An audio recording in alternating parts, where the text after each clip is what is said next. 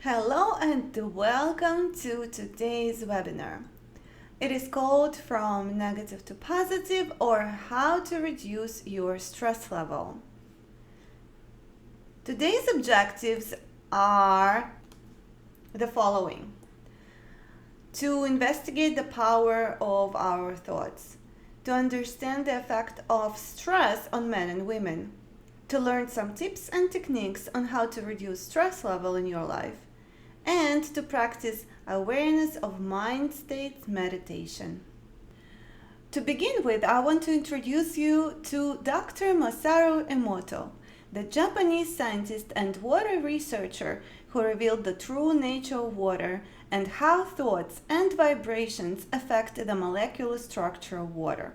In his years of water research, through high-speed photography of thousands of water crystals, Dr. Emoto has shown the most beautiful crystals are those formed after the water is exposed to the positive words such as love and gratitude. And the fact that the human body is made of 70% water, our thoughts have profound implications on our health and well-being. Emoto's work has been published in his book, The Message from Water, and it provides evidence that human vibrational energy, such as thoughts, words, ideas, and even music, affect the molecular structure of the water crystals. So let me show you an episode where Dr. Emoto talks about his experiment. For one sample of water, we drop about 0.5 cc's onto each 50 petri dishes. Then we take those 50 petri dishes and freeze them in a freezer at minus 25 degrees Celsius for about 3 hours. We take those frozen samples into a refrigerator that is set at minus 5 degrees Celsius, where a microscope with a camera is set up. There we take photographs of each of the 50 water drops individually. We first take photographs of water that we did not put any information in. Then we take the water with information and do the same procedure just described. We take those before and after photographs and compare the differences.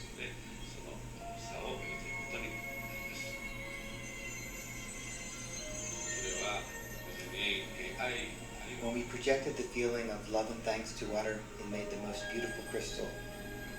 At times like this, I think water is at peace. Dr. Masaru Emoto discovered that if thoughts and words are directed at water, the water crystals undergo changes depending upon whether the words or thoughts are positive or negative. And positive thoughts lead to changes in the water crystals that make some of them look like fractals and snowflakes, while negative thoughts make the water look distorted. Basically, Dr. Masaru Emoto talks about how our thoughts, emotions, and feelings are intertwined, and therefore it's extremely important for us to learn how to control and monitor our negative thoughts to prevent them from affecting and ruining our bodies and our lives. Another scientist and doctor I want to introduce you to is Dr. Joe Dispenza. And he is an international lecturer, researcher, corporate consultant, author, and educator. As a lecturer and educator, he is driven by the conviction that each of us has the potential for greatness and unlimited abilities. He has educated thousands of people, detailing how they can rewire their brains and recondition their bodies to make lasting changes. In his world-known book, Evolve Your Brain, Dr. Joe Dispenza talks about the importance of monitoring our thoughts. Here I included some excerpts from his book. The more we think the same thoughts, which then produce the same chemicals, which cause the body to have the same feelings, the more we physically become modified by our thoughts. In this way, Depending on what we are thinking and feeling, we create our state of being. What we think about the energy or intensity of these thoughts directly influences our health, the choices we make, and ultimately the quality of life. It takes awareness and effort to break the cycle of a thinking process that has become unconscious. First, we need to step out of our routines so that we can look at our lives. Through contemplation and self-reflection, we can become aware of our unconscious scripts. Then we must observe these thoughts without responding to them, so that they no longer initiate the automatic chemical responses that produce habitual behavior. Ultimately, we can exercise control over our thoughts, and in doing so, we can neurologically break apart thoughts that have become hardwired in our brain. And now I'd like to show you an interview of Dr. Joe Dispenza, where he talks about the importance of the skill of observation. I think if we keep quantum physics and the understanding very simple for the layperson, that our observation has a direct effect on our world. I think if we keep it very simple, then people can get about the business of beginning to practice the skill of observation. See, the subatomic world responds to our observation, but the average person loses their attention span every 6 to 10 seconds per minute. So that doesn't leave a lot of room for our attention span. So how can the very large respond to someone who doesn't have the ability to even focus and concentrate? Maybe we're just poor observers. Maybe we haven't mastered the skill of observation, and maybe it is a skill. And maybe we're so addicted to the external world and so addicted to the stimulus and response to the external world that the brain is beginning to work out of response instead of out of creation. If we're given the proper knowledge and the proper understanding and given the proper instruction, we should begin to see measurable feedback in our life. If you make the effort to sit down and design a new life, and you make it the most important thing, and you spend time every day feeding it like a gardener feeds a seed, you will produce fruit. Again, it was Dr. Joe Dispenza talking about the importance of monitoring our thoughts, practicing the skill of observation, and creating our reality wisely, since now we know that our thoughts influence our mind that forms our personalities, our lives, and well-being. So when we talk about stress, interestingly, stress response mechanism is not the same for men and women. And according to American Psychological Association, men and women report different physical and mental reactions to stress. They manage and perceive stress differently. So women tend to connect with others during difficult and stressful times, whereas men prefer to spend their time alone. Typically, women are more likely to get involved in stress management activities that connect them with other people. Men are found to choose a more active approach to conquer stress and prefer to detach from the situation causing the stress. The difference in psychological behavior results in externalized stress coping mechanism in men and internalized approach in women. By ruminating, by overthinking, or engaging in self-critical behavior. Also, interestingly, women are twice more likely to get depressed compared to men.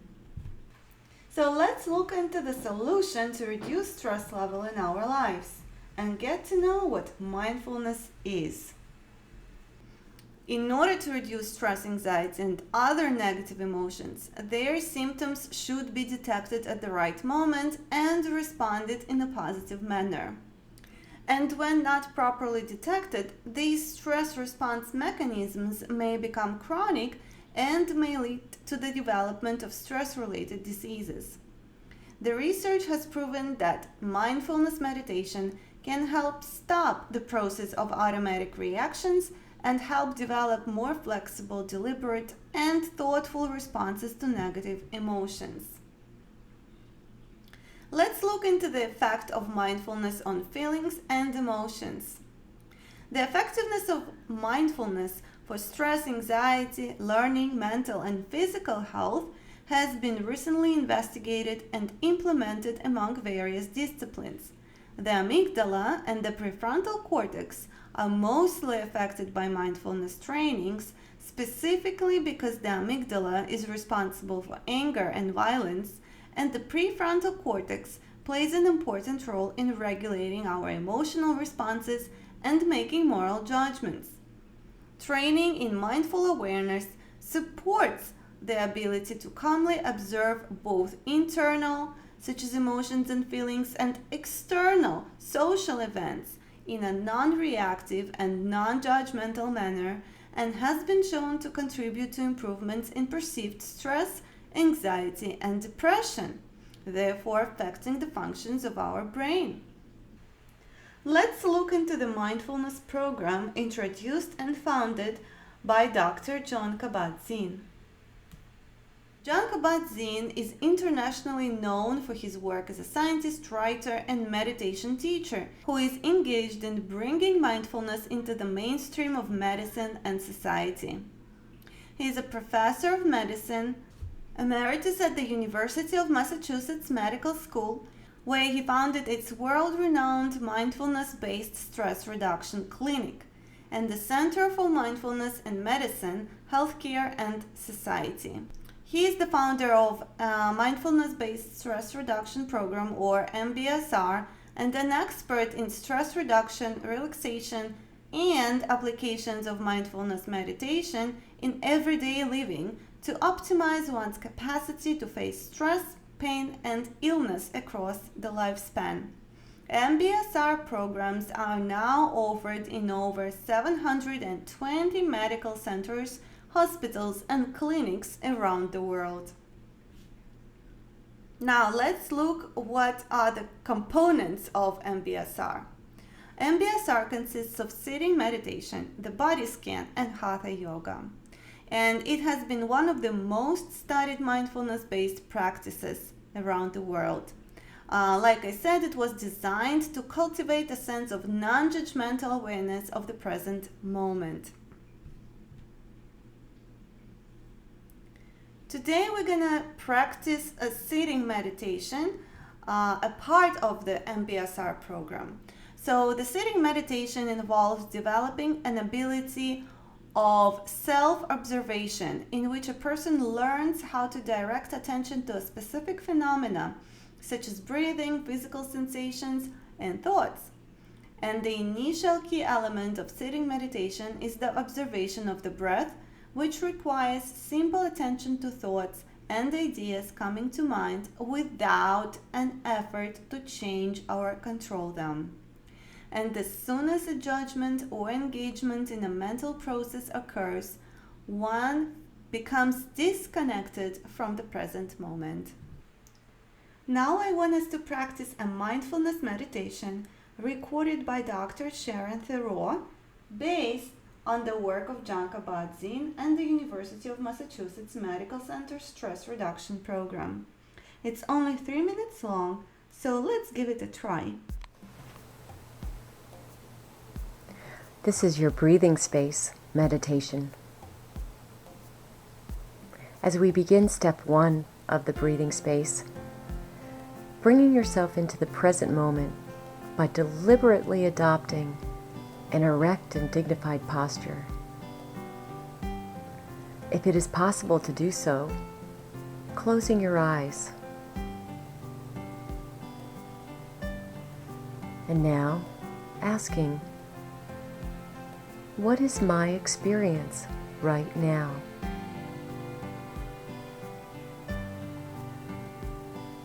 What are my thoughts? Observing your thoughts as mental events that come and go.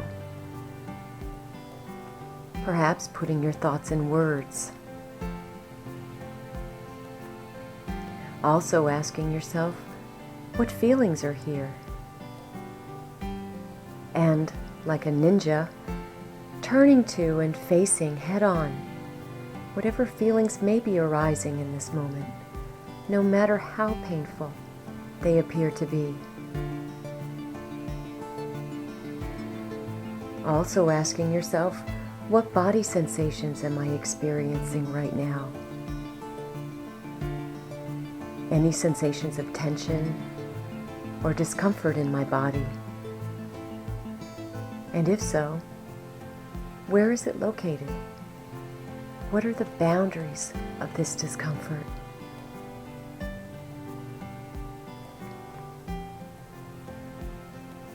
And now in step 2 of the breathing space, gently redirect your full attention to breathing, to each in-breath and to each out-breath as they follow one after another.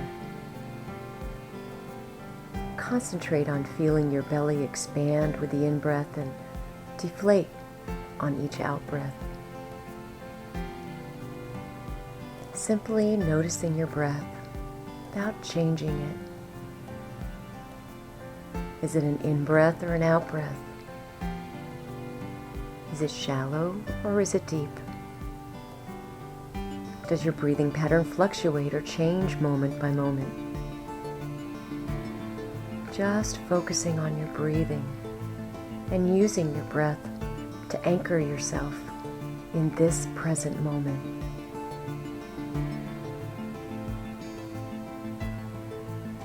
And now in step 3, expanding your field of awareness around your breathing so that it includes a sense of the body as a whole. Noticing your posture, your facial expression,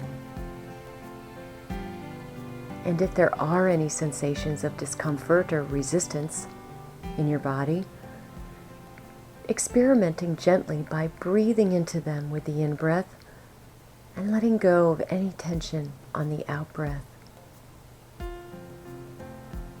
Perhaps saying to yourself, it's already here. Whatever it is, it's already here. Let me feel it.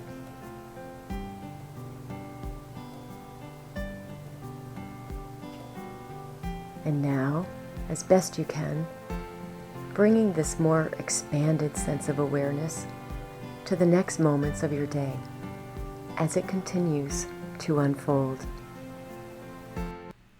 Thank you for practicing the mindfulness meditation. Once again, you can access the meditations that are absolutely free by visiting South Florida Center for Mindfulness website, which is www.mindfulsouthflorida.com. And to sum it up, meditation training can alter the brain processes, resulting in improvements in psychological health and well-being. Mindfulness has been shown to increase the amount of gray matter, which enhances processing of information and cause prefrontal cortex to grow, which helps in regulating our emotions, building more thoughtful approaches to stressful situations, and moderating social behavior. The improved functional connectivity with the prefrontal cortex enhances goal-directed activations in the brain and regulation of attention. There were also decreases in brain cell volume in the amygdala, which reduces fear, anxiety, and stress. So for those who fixate on the problem, prefer less active forms of stress reduction, and enjoy group activities spiritual in nature, mindfulness will be very productive and helpful.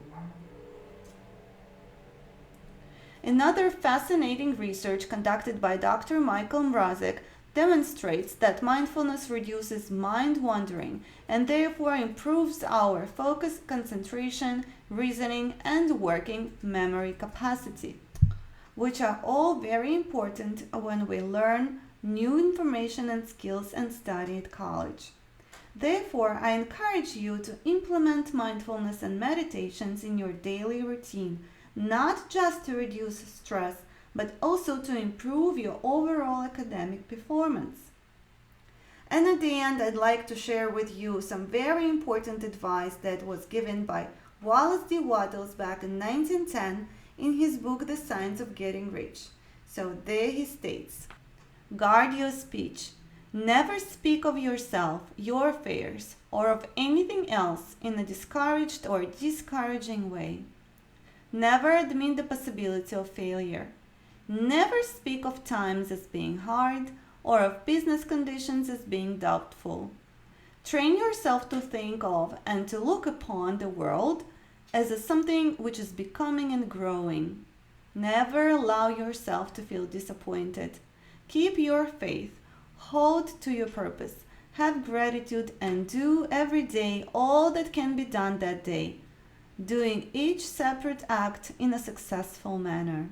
So just remember to choose your thoughts and words wisely in order to create the desired results in your life. Don't give negative emotions, fears, and doubts any power. Practice mindfulness. Learn how to observe your thoughts, how to monitor them. Create a clear, positive image of what you wish to have in your life, what you want to achieve. Focus on it. Add positive emotions, and that would be your recipe for success. Thank you for being with me today, and have an amazing day, everyone.